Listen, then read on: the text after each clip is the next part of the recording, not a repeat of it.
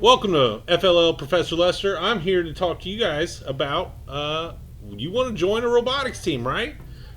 Most of you, with my experience, kids walk up to me like, "Hey, I want to join a robotics team. How can I join?" And I'm like, "All right, well, do you know how to build Legos?" Almost every kid says yes.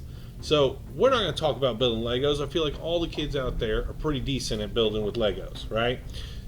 One thing that a lot of kids don't have experience with is coding. So this is for those kids that are going to be joining a team or trying out for a team here in the next couple of weeks, and you're interested in, hey, where do I begin on learning how to code? So there's several levels of coding. I'm going to show you guys a cool website. RoboCodo is going to be our first one to go to. If you go to rodocodo.com, they have free coding games so you can learn the basics of coding. And that's RodoCodo.com. I'll put the link in the description of the video.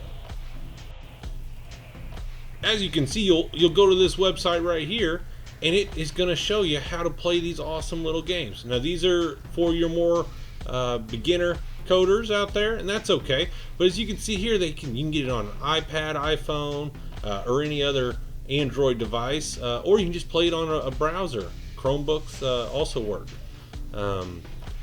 It's a great thing that you can do, and it even will have you have a certificate once you complete the whole game. It's pretty cool. You have it printed out.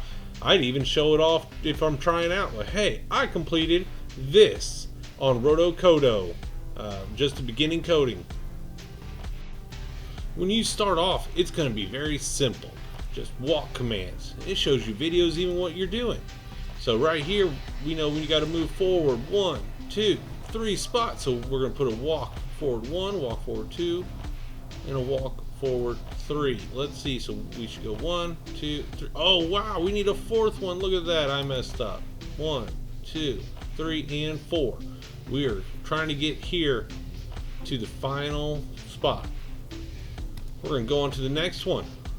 This one's going to be, we're going to go forward 3 times. 1, 2, 3. And we're going to go times 2, make it a little faster. Just showing you a first couple. There's obviously a lot of these lessons to go through. Got these teleporting things. So we're going to go forward 1, 2, 3. 1, 2, 3. And that should put us here. And we'll go 1, 2, 3 again. So 1, 2, 3.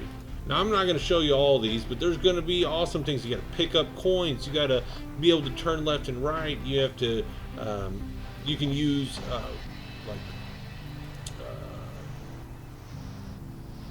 looping, and there's other different things that you're going to be able to use, and that's just the basics of coding. Starting here, you will learn how to do it.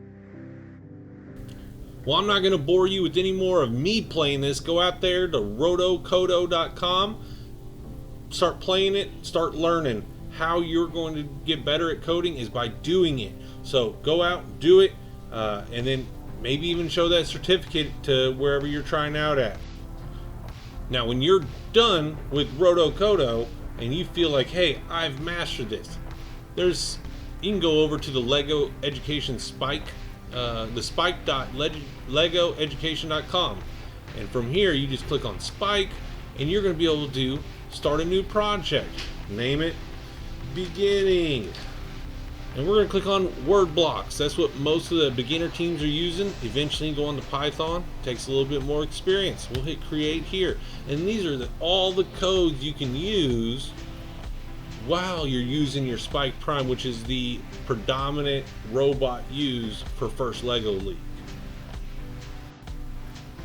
If you get good with your Lego Spike Prime, you want to go over to a different website to actually see what you're doing. If you don't have a Spike Prime robot, you can go over to GearsBot.